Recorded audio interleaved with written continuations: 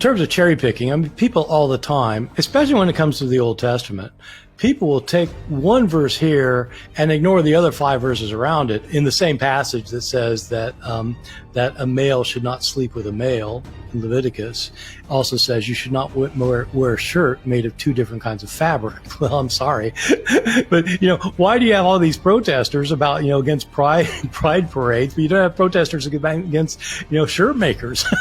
And the other one we talked about recently is people insist that we have to keep the 10 commandments. One of them is you cannot work on the Sabbath day.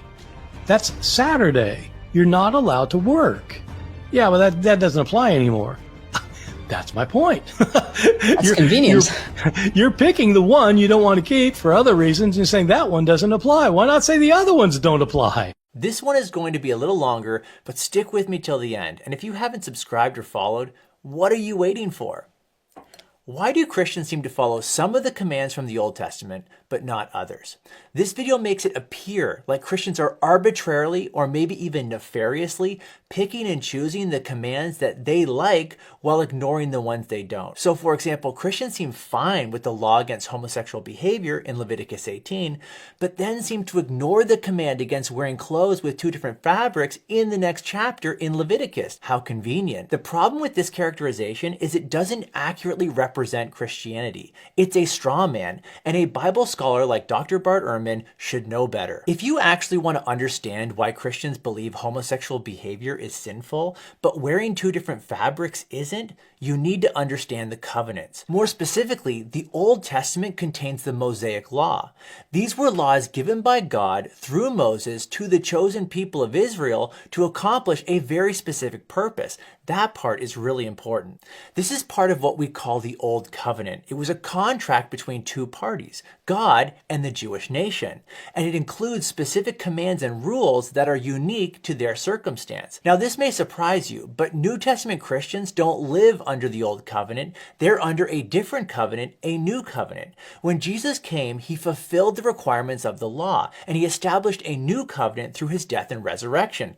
That's really important too. Under this new covenant, we can wear clothes with 2 different fabrics, and it's not because Christians are arbitrarily picking and choosing which commandments to follow. No, it's because Christians are following commands that apply to them under the new covenant. See your New Testament for more details. Okay, Tim, are you saying a command like "thou shalt not murder" doesn't apply to us because that was the Old Covenant? Here's what I am saying. No command from the Mosaic Law is incumbent upon me in virtue of being a part of that law. However, there are some commands that appear in the Old Testament that are repeated in the New Testament. That's because those commands are pointing to a universal moral law that is incumbent upon everyone. For example, there is a command against adultery in the Old Testament, and that command is there because adultery is wrong. And that's why adultery is also prohibited in the New Testament. In the same way, there is a command against homosexual sex in the Old Testament, and that command is there because it's wrong, and that's why it's also prohibited in the New Testament. Now, you might not agree with the conclusion, but at least accurately understand how Christians get to their conclusion rather than creating a straw man. Pointing out how Christians fail to follow a bunch of temporal Mosaic laws, like the prohibition against wearing clothes made of 2 different fabrics, only reveals a lack in understanding of how the covenants work. The Mosaic Law was limited to a time and nation, but objective morality isn't. In other words, Christians follow the moral law, not the Mosaic Law.